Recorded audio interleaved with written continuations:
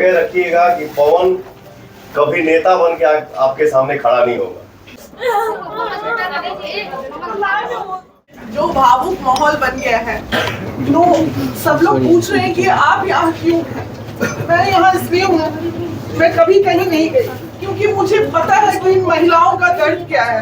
कल से लेके आज तक कम से कम 30-40 महिलाएं रोते रोते आई हैं। कोई यहाँ नहीं सुनता, कोई नहीं। 200-300 महिलाओं का दर्द हमने सुना है। आखिर उतनी सक्षमता मेरी नहीं है पर्सनली कि मैं सबका दर्द दूर कर सकूं। तो बस कम से कम उस भावना को, पुरुष 17 लड़के को काराकाट लोकसभा से मैंने जेल से निकाला है झूठे केस के मामले में। क्यों मैं मदद करूं भाई।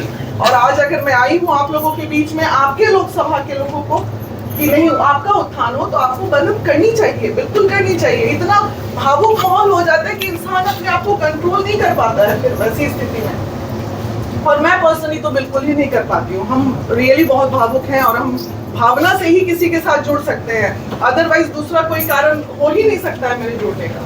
तो इसलिए आप लोग जितनी महिलाएं यहाँ भी रोई हैं, रोने की जरूरत नहीं है। वादा करते हैं जो भी दुख है वो आपका दूर होगा, पूरी तरह दूर होगा।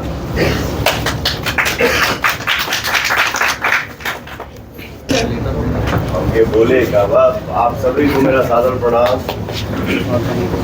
एक चीज दिल में रखिएगा, आज ही नहीं और कल भी नहीं। आप लोग इतने साल से पवन को गायक बना के रखा है, इतने सालों से पवन सिंह हीरो बन के है। तो गायक हो नायक हो ये बनाया कौन? आप ही लोग बनाए। सांसद बन के पवन को नाम नहीं कमाना है और ना ही पैसा कमाना है। जैसे चाचा ने बोला कि इस उम्र में भी ये लड़का साथ दिया, ये इतनी फिल्में बना ली। जैसे दीदी ने बोला कि मुझे भाव से कोई भाव कर सकता है, तो मेरे इंडस्ट्री में भी पवन को क्या बोला जाता है? Power star. आज के समय में भी पवन के अंदर इतना कुवत है, इतना शक्ति जरूर रखता हूं कि अगर कोई भाई या चाचा आ गया फिल्म बनाने के लिए या सॉन्ग लेने के लिए और आंसू दिख गया तो मैं उस पर बिक जाता हूं। पवन को पैसे से कुछ नहीं कर सकता। तो हमेशा दिल में एक जगह रखिएगा कि पवन कभी नेता बन के आपके सामने खड़ा नहीं होगा। मैं एक कलाकार हूं, आपका भाई हूं, आपका बेटा हूं और कोई जात पात ना मेरे दिल में है ना ही दिमाग में है।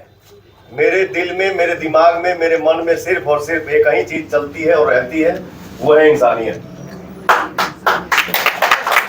और मैं हमेशा चाहता हूं, और मैं यहाँ जो लोकसभा में खड़ा हूं काराकाट में, जैसे कैसे हुआ मैंने पोस्ट किया तो एक भाई ने लिखा ये भैया ये काराकाट है कहाँ?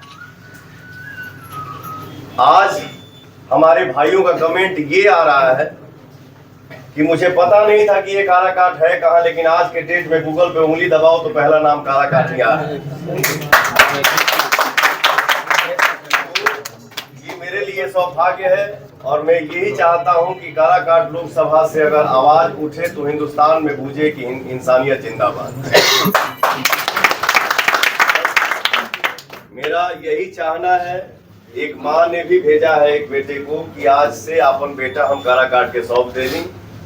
आप लोगों को बताना है कि पवन ये गलत है, ये सही है और तुमको इस रास्ते से चलना है और ये विकास का कार्य करना है। और मेरे दिल में अरमान है, हम जितने नौजवान भाई साथी हैं, जितने भाई हैं, हम लोगों को ऐसा काम करना है कि हमारे कर्मों से, हमारे मेहनत से हमारे माँ बाप को खुशी मिले। माई बाप अगर आशीर्वाद कोनो बेटा के अगर देता मिलता तो माँ बाप की सेवा से बढ़ के कोई सेवा नहीं है और ना ही कोई पूजा है। मेरे दिल में यही अरमान है कि यहाँ मतलब जे भी हमारे भाई बा, बहन बा, चाची बिया, दादी बिया, हमार भैया बा, चाचा बा, बाबा बा, बस खाली खुशी निकले, क्योंकि आंख से आंसू ना।